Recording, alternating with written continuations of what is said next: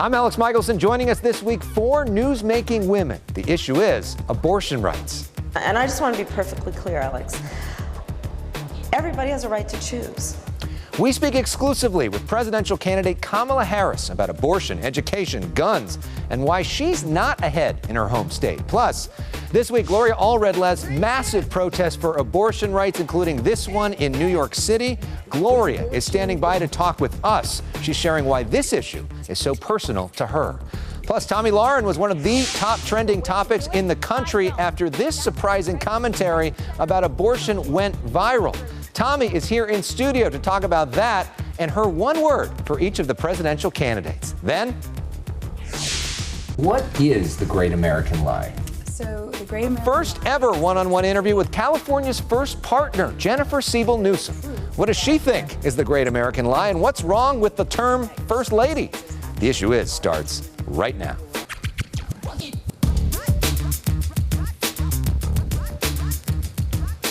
And welcome to The Issue Is. I'm Alex Michelson. California Senator Kamala Harris is banking on her home state to play a key role in helping her make history. She's trying to become America's first African-American, Indian, and female president. This week, she held her first campaign rally in Southern California, and we spoke backstage at Southwest College in an exclusive one-on-one interview. Okay.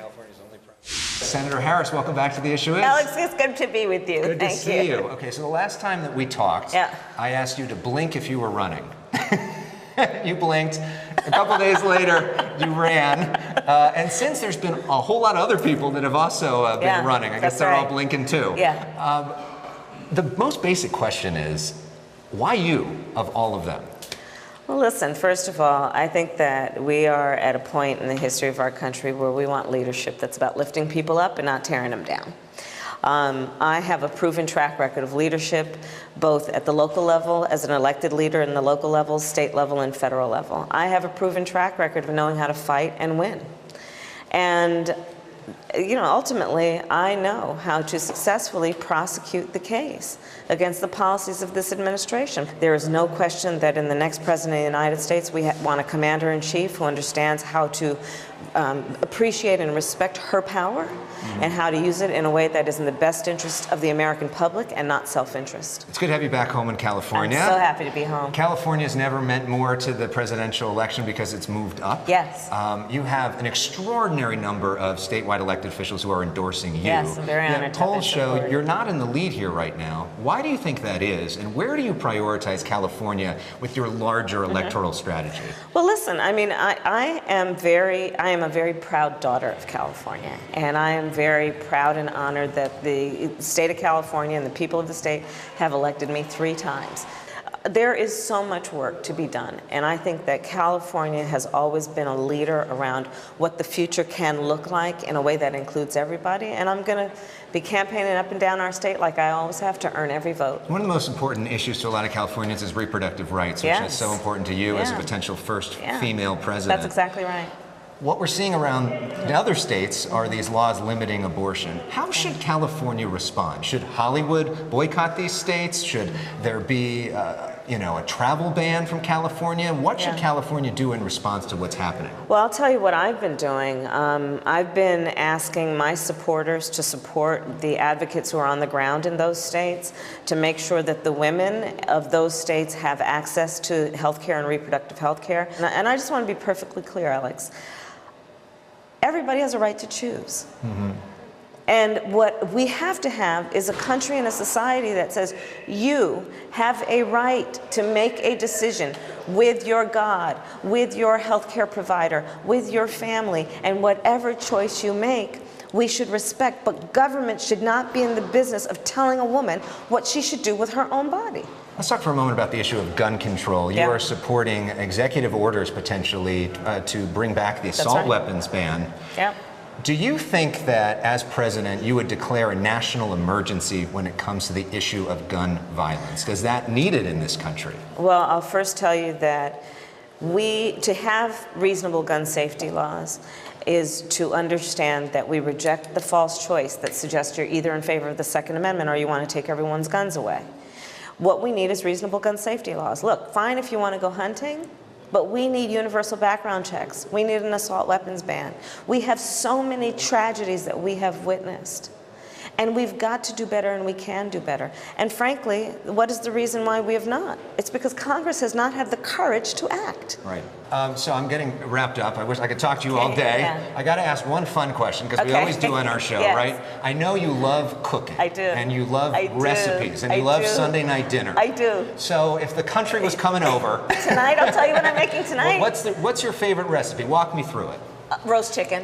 Yeah. And I do a variety of, I have a little herb garden, and so I like to kind of chop up the herbs and then chop up some garlic really fine, and then peel a lemon peel, chop that up, mix it all together with some salt and pepper, tuck that under the skin of the chicken the day before. Ooh. Right? You're really planning. Oh, I'm serious. And then cut a lemon in half, stuff it inside, and then the next day roast that chicken. Oh, it's fantastic. Oh my God, I'm so hungry. Thank you so much, You're Senator welcome. Kamala Harris. You're Hopefully welcome. next time you'll bring food. Yeah, right? Okay. Come over for dinner. Good to see you. Thank you. I'm still hungry. Our thanks to Senator Kamala Harris. You can hear more from her right now at youtube.com/Alex Michelson. Up next, you know what this music means. Gloria, Gloria Allred standing by. We're going to be talking to her when we come back. Let's see that move, Gloria. There it is. There it is. From Southern California to the Bay Area, you're watching The Issue Is. I am here today as living evidence of what happens when abortion is criminalized. This week, Gloria Allred led a massive protest in New York of new laws restricting abortions in states like Alabama and Georgia. Thousands marched in rallies around the country, including in Los Angeles and San Francisco. Joining us now from New York is our most frequent guest, Gloria Allred. Gloria, welcome back to The Issue Is. Thank you, Alex. Let's talk for a moment, and I know it must be difficult to talk about, but a lot of people I don't think know the backstory for you of why this issue is so personal to you, and this week you told that in a pretty emotional way. In the 1960s, when I was in my 20s, many states did make it a crime for doctors to perform an abortion, and I had gone on vacation to Mexico. I had met a doctor. We went on a date. And suddenly, at a certain point, when he said that he had to visit some patients who were in a hotel after having been released from the hospital, he took me into a room and closed the door, and suddenly there was a gun to my head, and I was raped at gunpoint. When I returned from Mexico to the United States, I found that, in fact, I was pregnant. I had to get an abortion. And so I had to get it from a back alley abortionist. That's a person who was not a licensed healthcare provider, who was just doing it for the money in a bathtub. And I hemorrhaged and almost bled to death. He said, "That's not my problem," after he performed the abortion. Then I was taken to the hospital, packed in ice with 106-degree fever. Fortunately, for me, I lived, but other women were not so fortunate who had had back alley abortions, and so many women died or were maimed from illegal abortions. In the hospital, Alex, a nurse said to me, "This should teach you a lesson. I hope this teaches you a lesson." But the lesson that I learned from that horrific experience, terrifying experience, was that abortion should be legal, safe, affordable, and available. And now we're going back to the days.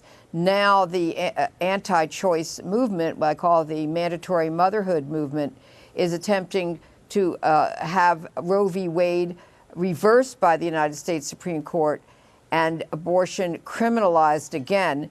And the people who are going to be hurt are going to be young women, poor women, rural women, and often women of color, because many of them will have to have the illegal abortions, and many of them will be possibly maimed or die or be forced to take the pregnancy to term. And that is wrong, and that is harmful to women. What do you say to critics who say that life begins at conception and that you are murdering a child, you are murdering an innocent life by getting an abortion? Well, you know, I respect the fact that they have their religious beliefs, which affect their judgment. and that they want their religious beliefs to be imposed on me and others who have different religious beliefs. But that isn't the way we should run our country. And it's not going to be a matter of abortion or no abortion, because women will always have abortions. It's going to be a matter of safe and legal abortions or unsafe and illegal abortions. As I said on Tuesday at the rally in New York, no one has ever given women our rights. We've always had to fight to win them and to preserve them, and it has never been more important than right now. Well, Gloria, thank you so much for sharing your views. And this is such a serious topic, but you know we like to have fun on this show. And this is the first time you've been on remote. Usually we dance in person, but I hope you can show us your dance move, if you don't mind, a little remotely. Can we see it? I'll do the best I can. There it is. There it is. Gloria Allred. You can't stop her. You can't stop her from dancing. Great to see you. Thank you so much. Up next, when we come back, conservative Fox Nation host Tomi Lahren is here. Have a great weekend. Can she dance better than Gloria Allred? Is that possible? Come on, Tomi, let's see it. Stay with us. More of The Issue Is when we come back. Alabama's new abortion ban is too restrictive and will not reduce abortions, just make them more unsafe. And I'm sure I'm going to get a lot of heat from fellow conservatives on this stance, but so be it. I think for myself, and it's time for final thoughts. Well, after that commentary on Fox Nation, Tomi Lahren became one of the top trending topics on all of social media. She's found some unlikely allies and plenty of anger as well. Tomi's here to talk about that and more. Tomi's also the author of a forthcoming book. Congratulations on that. Her new book goes on sale just in time for the 4th of July. It's called Never Play Dead: How the Truth Makes You Unstoppable. Tomi Lahren, welcome back to The Issue Is. Good to be here. Good to see you. So let's talk about your truth when it comes to abortion. For people that didn't watch the full commentary, what's sort of your main point? Sure. Well, for me, like I've said time and time again, this is not new news. I am not pro-abortion. I am pro-limited government. And so for me, the government does few things well, including regulating health care. So I don't believe they should be included in making that decision. And also, when I talk to a lot of pro-life advocates, because I get that position, I really do, I often ask them, do you think a government ban, especially one like in Alabama that's a blanket ban with only exception for life of the mother, do you think that that's really going to stop abortions, or do you think it's just going to make them more unsafe, or they're going to have people traveling to other states or even other countries, making it, again, more unsafe? You got some support from celebrities who don't usually support you. You got a lot of anger from some people on the right, a lot of whom watch Fox News. What was that like, sort of being in the middle of that storm? For me, I never do anything or never strategize anything to get support from either side. One of the things I'm most proud of is that I get heat from the left and the right on a daily basis, and that's okay with me. I think for me, it's also important to stand up and say that there are pro-choice conservatives out there who feel like they can't say it because there is an attack, of course, from the pro-life community, and they don't even want anything to do with any conservative that is pro-choice, and I have an issue with that. Well, let's talk about something you have been advocating for that many celebrities don't agree with, which is the issue of immigration itself. This week in California, the state Senate moved forward with a bill that would give health care, access to Medi-Cal to undocumented immigrants under 26 and over 65, who you would call illegal aliens. Governor Newsom was on our show last week talking about why he supports this. I know this is not something you support. By providing more perks and benefits subsidized by California taxpayers, you're issuing a cattle call for thousands more to come into this country. And then I look at the problems we already have in California. I look at our homelessness issue. I look at our affordable housing issue. I look at communities that are already underserved. And then we have our elected leaders saying that they want to provide more benefits to illegal immigrants. That should be infuriating for Californians, no matter what side of the political aisle they fall on. Well, speaking of California politics, we talked to Kamala Harris earlier in the show. She's running for president. As somebody who's a pro-Trump conservative, who do you think is the strongest candidate for the Democrats? I think they're going to go with Biden because that's the comfortable choice. I think that if the economy wasn't doing so well, he might have a shot. However, it's really hard for Biden to come in and say he's for the working man and he's for the average American when Donald Trump is doing things for the working man and for the average American. If the economy was going down the tube, he would have a shot. But the economy is so strong, I don't think anyone can touch Trump right now, especially when they're just continuing with their witch hunt and they're not focusing on the issues. Well, you know we like to play some games on this show. So one of them is the name game. We're going to go through all the different names of some of the candidates. So we want you to think of one word that comes to mind when you think of each of these candidates. You ready? You're going to get me in trouble, but that's all right. I know, but that's the fun part. For you. Okay. Joe Biden. Sleepy. Obviously. Bernie Sanders. I call him Grandpa Socialist. That's just my name for him.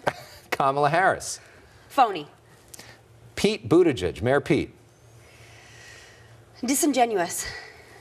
Beto O'Rourke. Robert. That's the first thing I think of. Robert O'Rourke. Cory Booker. Spartacus. And Elizabeth Warren. Pocahontas. Well, that one was easy. All right, well, enough talking about everybody else. Let's talk a little bit about you, right?